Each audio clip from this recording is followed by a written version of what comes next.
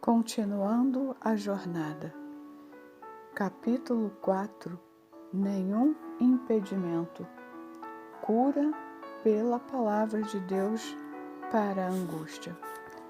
Reuniram-se os filisteus para pelejar contra Israel 30.000 carros e 6.000 cavaleiros, e povo em multidão, como a areia que está à beira-mar. E subiram e se acamparam em Miquimais, ao oriente de Bet-Aven. Vendo, pois, os homens de Israel que estavam em apuros, esconderam-se pelas cavernas e pelos buracos e pelos penhascos e pelos túmulos e pelas cisternas. Também alguns dos hebreus passaram o Jordão para a terra de Gade e Gileade, e o povo que permaneceu com Saul, estando este ainda em Gilgal, se encheu de temor. Sucedeu que no dia da peleja não se achou nem espada, nem lança na mão de nenhum do povo que estava com Saul e com Jonatas. Porém, se acharam com Saul e com Jonatas, seu filho. Disse, pois, Jonatas ao seu escudeiro: Vem, passemos a guarnição destes incircuncisos. Porventura o Senhor nos ajudará nisto, porque para o Senhor nenhum impedimento há de livrar com muitos ou com poucos. 1 Samuel, capítulo 13, versos 5 a 7, 22 e capítulo 14 e 6. A situação na qual o povo de Deus se encontrava era extremamente difícil, quase desesperadora. Estava prestes a entrar numa guerra com poucas chances de vencer. O inimigo, o poderoso exército filisteu, saía com inúmeras vantagens, enquanto os israelitas somavam 600 homens. Seus adversários vinham com 30.000 carros e 6.000 cavaleiros, e povo em multidão, como a areia que está à beira-mar. Enquanto não se achou nem espada, nem lança na mão de nenhum do povo que estava com Saul e com Jonatas, os oponentes dirigiam-se à batalha, armados até os dentes. Confiados na claríssima lógica dos números, os filisteus tomaram a iniciativa e marcharam contra os hebreus. Amparados na mesma lógica, os hebreus trataram de salvar a pele. Vendo, pois, os homens de Israel que estavam em apuros, esconderam-se pelas cavernas e pelos buracos e pelos penhascos e pelos túmulos e pelas cisternas. Capítulo 13, verso 6. Imagine o desespero daqueles homens. Você sabe o que é uma cisterna? Já pensou o que é esconder-se dentro de uma? Só mesmo estando com muito medo. E que dizer, então, de esconder-se num túmulo? Os israelitas correram para lugares onde nem os filisteus teriam coragem de entrar. Mas, para muitos, isso ainda não foi o bastante. Também, alguns dos hebreus passaram o Jordão para a terra de Gade e Gileade. Capítulo 13, verso 7. Deixaram casa, família e pátria e colocaram-se a uma distância segura. Quando os inimigos chegassem, estariam bem longe. Até os mais valentes que não fugiram estavam apavorados. E o povo que permaneceu com Saul, estando este ainda em Gilgal, se encheu de temor. Capítulo 13, verso 7. Diz o texto bíblico: e como nenhum soldado tinha sequer um estilingue, que situação ridícula, hein? Os olhares e atenções se dirigiam para Saul e Jonatas, que eram o rei e o príncipe herdeiro de Israel, e os únicos a possuírem armas. Só que os líderes também não pareciam saber o que fazer. Você já esteve alguma vez numa situação assim? Talvez esteja enfrentando algo parecido agora mesmo. Há um problema que o atormenta, o confronto é inevitável, o inimigo é indiscutivelmente mais forte, o tempo se esgota, as pessoas cobram-lhe uma posição, você simplesmente não sabe o que fazer. É em momentos como esse que a angústia se apodera do nosso coração. Para o dicionário, angústia é estreiteza, brevidade, grande aflição, ansiedade acompanhada de opressão e tristeza. Para Davi, angústia era atravessar o vale da sombra da morte. Para Abraão, angústia era ter de sacrificar o filho Isaque. Para Jesus, angústia foi suar gotas de sangue no Getsemane. Para muitos hoje, angústia é um filho viciado, um pai incrédulo, um marido desempregado, uma esposa doente, um casamento desfeito. Diante das adversidades, temos assim, como os hebreus, a reação natural de fugir. É possível que você esteja agora mesmo procurando uma cisterna para esconder-se, ou arrumando as malas, tirando o seu time de campo, antes que se inicie uma batalha da qual você sabe que não sairá vencedor. Então, você pode ter uma ideia de como Jonatas, o príncipe de Israel, se sentia. Sua situação era extremamente difícil. Ele encontrava-se num grande aperto, encurralado, colocado contra a parede. Não se via uma saída aceitável. Todavia, Jonatas foi capaz de reverter o quadro adverso de uma maneira tão imprevisível, tão completa, que transformou aquela batalha perdida numa das maiores vitórias da história do povo de Deus. Através dele, o Senhor livrou Israel e infligiu uma pesada derrota aos seus tradicionais inimigos. No final do confronto, os filisteus e não os israelitas estavam se escondendo. Os desertores saíram de seus esconderijos. Capítulo 14, 22.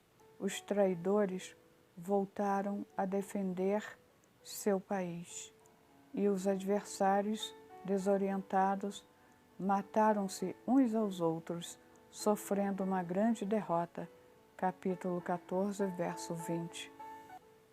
Qual foi o segredo de Jonatas para superar a própria angústia e conquistar uma vitória tão espetacular?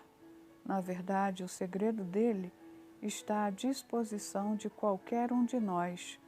Podemos afirmar que o fator determinante para o sucesso de Jonatas foi o conceito que ele tinha de Deus, a compreensão que ele tinha do Senhor, do seu caráter, dos seus atributos e da sua vontade. O Senhor nos chama à batalha.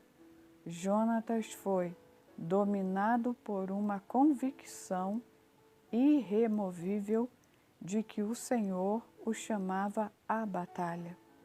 Vem, disse ele ao seu escudeiro. Passemos a guarnição destes incircuncisos. Porventura o Senhor nos ajudará nisto. O povo estava paralisado, mas o príncipe decidiu mexer-se. Enquanto os demais olhavam uns para os outros, na esperança de que alguém tivesse uma ideia milagrosa, e o tempo passava e o inimigo se aproximava, ele chamou para si a responsabilidade. O negócio é comigo, disse ele. Procurou um companheiro que partilhasse da mesma disposição e falou: chega de ficar esperando. Vamos à guarnição dos filisteus resolver essa parada. O Senhor pode operar através de nós.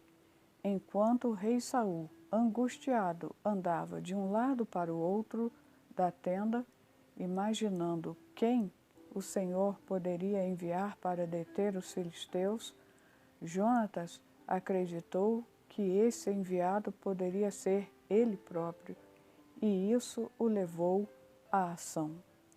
Todas as decisões que tomamos na vida têm suas consequências. Ficar parado também é uma decisão, e suas consequências nem sempre são positivas. Lembro-me de uma certa vez que fui à praia, quando ainda era criança. Estava dentro da água e vi surgir à minha frente uma grande onda. Os outros banhistas, vendo-a, trataram-se de fazer alguma coisa. Uns correram na direção dela para furá-la, outros dispararam na direção oposta, rumo à areia. Mas eu não consegui fazer uma coisa nem outra. Fiquei absolutamente paralisado pelo medo. Preciso, sem saber o que fazer. Resultado: aquela onda enorme veio quebrar-se exatamente sobre a minha cabeça. Deu-me um caldo e bebi muita água. Naquela ocasião, aprendi algo importante. Há momentos em que a coisa mais perigosa que se pode fazer é não fazer nada. Deus chamou Jonatas à batalha. Ele atendeu e foi. Isso é fé. Curiosamente, essa fé já se encontrava evidenciada no seu próprio nome, ao passo que o nome de seu pai, Saul, em hebraico, Shaul, significa tenho pedido, e de Jonatas, em hebraico, Yonatan, quer dizer Deus tem dado. Os dois personagens agiram de conformidade com o próprio nome. O rei Saul ficou dentro da tenda, pedindo a Deus alguma ajuda e esperando que um milagre caísse do céu. O príncipe Jonatas acreditou que Deus já tinha dado, agradeceu a bênção e foi à luta. Em momentos de angústias, devemos ter fé para confiar no Senhor e na sua resposta. Precisamos crer em um Deus que age em favor dos seus servos, que intervém na história dos homens, que é fiel às suas promessas, que socorre seus filhos que estão em aperto. Mas Ele também nos chama à ação, pois quer dividir conosco as experiências da batalha e os louros da vitória. Você está no meio de uma luta? Em que desvantagem? Perdendo? Encurralado? Paralisado? Anime-se. É hora de reagir. É muito bom pedir, mas é ainda melhor crer que Deus já tem dado e portar-se de acordo com essa crença certamente existe um Ionatan dentro de você. Confie nele, confie em Deus. Vocês dois juntos são invencíveis. O Senhor não conhece impedimentos. A consciência de que o Senhor nos chama à batalha deve levar-nos à ação, mas não agir por agir, atirar-se afoitamente contra os obstáculos e conduzir-se de maneira impensada. Não é, evidentemente, o que vai tirar-nos da situação de angústia e levar-nos ao sucesso. A ação inconsequente pode ser tão ruim quanto a inatividade ou ainda pior. Foscolo diz: uma parte dos homens age sem pensar, a outra pensa sem agir. Ao dirigir-se rumo ao posto avançado dos filisteus, Jonatas agiu motivado por razões e convicções que trazia dentro de si. Ninguém ataca um grupo de inimigos que é maior e mais bem armado simplesmente por atacar, num gesto desesperado e irrefletido. Ninguém faz isso e fica vivo para contar a história. Ele não era irresponsável, tinha um motivo para tomar tal atitude. Para o Senhor, nenhum impedimento há. Ele mesmo, Jonatas, era cheio de limitações e dificuldades. Seu exército, então, nem se fala. Em minoria, desarmado e com a moral no dedão do pé. Mas Jonatas tinha outro conceito de Deus.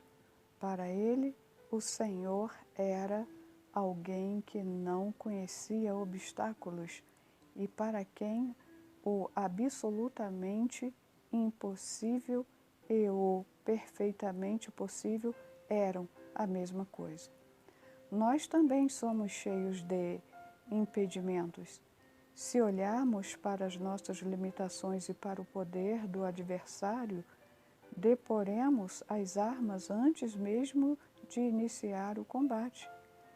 Enfrentamos problemas com a saúde, a situação financeira, o relacionamento familiar, os temores encobertos, a personalidade, a incredulidade, o pecado, as expectativas catastróficas, o pouco tempo disponível, as circunstâncias, os inimigos.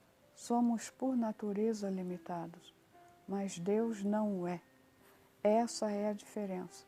Essa é a convicção que nos leva a agir de forma ousada, mas responsável, que nos inspira a lutar e a vencer. Nosso grito de guerra deve ser: tu vens contra mim com espada e com lança e com escudo, eu, porém, vou contra ti em nome do Senhor dos Exércitos, o Deus dos exércitos de Israel, a quem tens afrontado. 1 Samuel 17:45. Devemos agir na dependência absoluta do Senhor. A palavra impossível não existe no dicionário de Deus e deveria ser riscada do nosso. Para Deus não haverá impossíveis, disse o anjo a Maria, quando lhe anunciava um acontecimento humanamente inviável. Lucas 1:37. O nosso Deus é o mesmo de Maria, de Jonatas e de Davi. Basta que o vejamos como esses servos do Senhor o viram, que confiemos nele como eles confiaram. O impossível é a especialidade de Deus. Uma querida irmã passou por uma experiência de enfermidade grave. Ela teve um infarte muito violento. No hospital, após verificar seus exames, disse-lhe o médico: "Preciso ser bastante sincero. O seu caso é insolúvel. Se eu não a operar, a senhora terá no máximo 9 meses de vida. Se o fizer, o mais provável é que morra na mesa de operação." Não é fácil escutar palavras como essas de um médico. Ou você morre, ou você morre.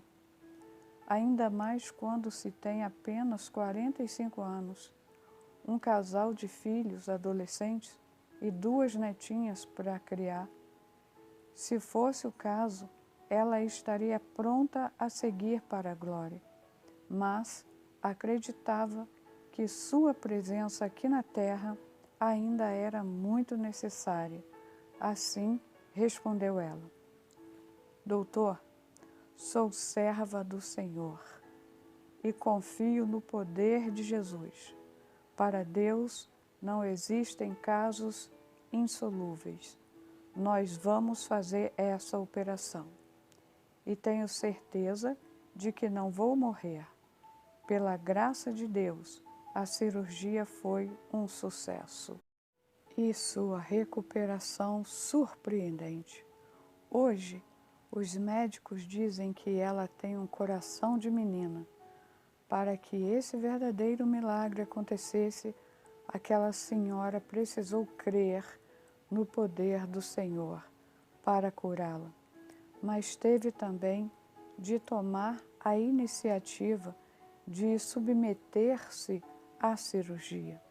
Ela creu e agiu, e o Senhor honrou sua fé e abençoou sua ação. Algumas pessoas parecem ter muita dificuldade em conciliar a iniciativa humana com a dependência de Deus. Ou, se tem uma coisa ou outra, pensam: na verdade, ambas são inseparáveis. O que nos impulsiona à ação em nome do Senhor Jesus é a convicção de que para Ele não há nenhum impedimento. Se ficamos parados esperando que algo aconteça, ou se nos atiramos cegamente aos conflitos numa tática kamikaze, demonstramos que não temos certeza da suficiência do Deus a quem servimos. O senso de independência do Senhor nos leva a uma ação corajosa, equilibrada e vitoriosa. Porque clamas a mim? Dize aos filhos de Israel que marchem, falou o Senhor a Moisés, e fala a nós. Êxodo 14, verso 15. O Senhor livra com muitos ou com poucos. Um traço da personalidade de Jonatas que podemos perceber aqui é que ele não se apegava a números. Sabia que os soldados de seu pai eram apenas 600 e que os filisteus tinham 30.000 carros, 6.000 cavaleiros e incontáveis soldados de infantaria. Sabia que a guarnição inimiga que atacaria era composta por mais de 20 homens armados e que ele e seu escudeiro eram apenas 2. Mesmo assim, tomou a iniciativa. Para o Senhor, nenhum impedimento há de livrar com muitos ou com poucos. Disse, a matemática dele era diferente. A Bíblia conta a história de pessoas que escorregaram e caíram, por se deixarem levar pela força dos números. o sumo sacerdote, Arão, construiu um bezerro de ouro para agradar a multidão impaciente com a demora de Moisés. Saul deixou de cumprir as ordens de Deus porque preferiu agradar o povo que andava com ele. Pilatos entregou Jesus para ser crucificado para não contrariar os líderes religiosos que exigiam a sua execução. Não é fácil colocar-se contra os números, ser autêntico, opor-se às multidões, mas onde outros erraram, Jonatas acertou. O Senhor pode livrar com muitos e nos sentimos bem quando isso acontece. Mais frequentemente, porém, Ele livra com poucos. A história do reino de Deus desafia a lógica dos números. O povo do Senhor é sempre minoria. O Império Romano foi evangelizado por apenas 12 apóstolos. Nações pagãs foram alcançadas por missionários solitários. Grandes igrejas tiveram início com uma reunião de meia dúzia de membros. Na matemática de Deus, estar em minoria é a regra, não a exceção. Não é impedimento, é a estratégia da vitória. Irmãos, reparai, pois, na vossa vocação, visto que não foram chamados muitos sábios segundo a carne, nem muitos poderosos, nem muitos de nobre nascimento. Pelo contrário, Deus escolheu as coisas loucas do mundo para envergonhar os sábios e escolheu as coisas fracas do mundo para envergonhar os fortes. E Deus escolheu as coisas humildes do mundo e as desprezadas e aquelas que não são para reduzir a nada as que são, a fim de que ninguém se vanglorie na presença de Deus. 1 Coríntios 1, 26 a 29. O que nos leva à ação mesmo quando as adversidades são grandes? O que nos impulsiona a lutar mesmo quando os homens nos dizem que não temos chances de ganhar? É o fato de que a vida não se resume àquilo que podemos ver e sentir. Não se restringe às realidades materiais. Deus tem colocado soldados e armas em grande número à disposição dos seus filhos. Nós podemos vê-los com os olhos da fé. Quando o rei da Síria enviou um grande exército com cavalos e carros para prender Eliseu em Dotã, o moço que acompanhava o homem de Deus ficou apavorado.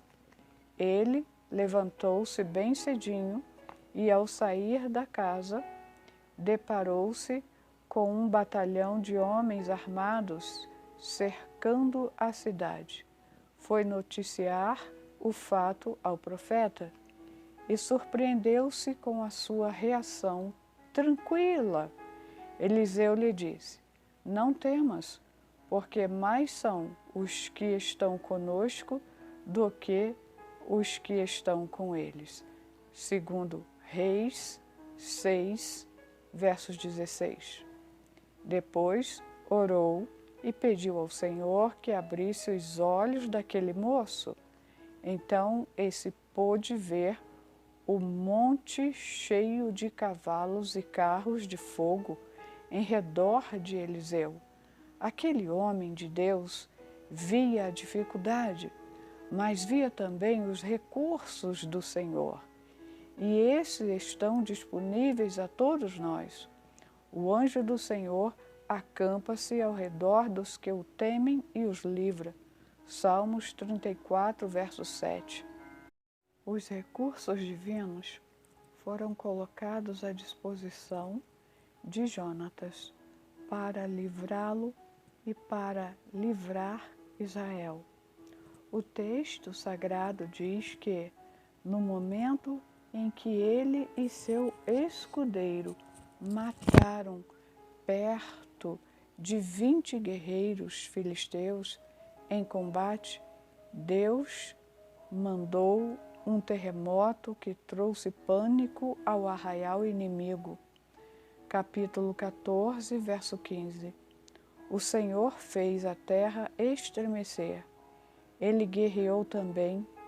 As iniciativas humanas e divina combinaram-se para colocar os adversários em fuga. Deus unirá a sua iniciativa à nossa. Usará suas armas invisíveis e sobrenaturais. Enviará seus cavalos e carros de fogo para auxiliar-nos no campo de batalha. Aleluia! Deus livra, Deus liberta, e Ele quer fazer isso em nossa vida. Hernán Cortés, o grande conquistador espanhol, quase perdeu a vida quando esteve pela primeira vez na cidade do México, capital do Império Azteca. Os nativos voltaram-se contra ele, mataram muitos dos seus soldados e obrigaram-no a fugir. Ele e o que restou do seu exército escaparam por um triz que circundava a cidade debaixo de uma nuvem de flechas que caíam sobre eles. Embrenharam-se pela mata, enfrentando feras e serpentes, fome e frio, sempre perseguidos pelos guerreiros de Montezuma. Por fim, um punhado de sobreviventes fracos, feridos e humilhados conseguiu chegar à praia. Ali estavam os navios que os haviam trazido através do Atlântico para aquela malfadada aventura. Os olhos de todos estavam postos sobre o comandante. Esperavam que Cortés desse a ordem de embarcar, levantar âncoras e içar velas, a fim de que retornassem derrotados, porém vivos, à Espanha. Qual não foi a surpresa dos soldados? No entanto, quando o chefe lhe disse: "Vamos tratar os feridos, reequipar o exército, reorganizar a tropa. Voltaremos lá para conquistar aquela cidade." Aparentemente, só um louco, em vez de se dar por satisfeito em salvar a própria pele, retornaria ao campo de batalha do qual escapara, como que por milagre, semanas antes, mas era exatamente isso que Cortés se propunha fazer. Os espanhóis agiram conforme as ordens do comandante, reorganizaram-se, planejaram o novo ataque e adentraram mais uma vez a floresta rumo à cidade do México. Marcharam por vales e montanhas, cruzaram o lago a bordo de canoas, enfrentaram o exército inimigo, cercaram a cidade e tomaram-na. Cortés conseguiu, num momento de angústia, encontrar forças para retornar à luta e extrair dos soldados o que eles tinham de melhor. E assim transformou uma derrota avassaladora numa vitória inesquecível. Nós também podemos encontrar forças na fraqueza e, retornando à luta, alcançar grandes vitórias. Ainda mais que, ao contrário do conquistador espanhol, não guerreamos por ouro e prata. Lutamos por coisas muito mais valiosas. A nossa felicidade e dos nossos amados, a honra e a glória do nome de Deus. Como transformar a derrota em vitória, o desespero em confiança, a angústia em regozijo. Através do texto bíblico, o Espírito Santo ensina que o Senhor nos chama à batalha e devemos ir. Ele não conhece impedimentos e nos desimpedirá. Ele livra com muitos ou com poucos e nos livrará. O Deus de Jonatas é o mesmo nosso. É aquele que enviou o próprio Filho para nos redimir. Portanto, não poupará esforços na promoção da nossa felicidade. Romanos 8,32. Se nós ouvirmos assim e agirmos de acordo com essa visão, a de Ionatã, podemos animar-nos, lutar e testemunhar. Alcancei a vitória em nome de Jesus.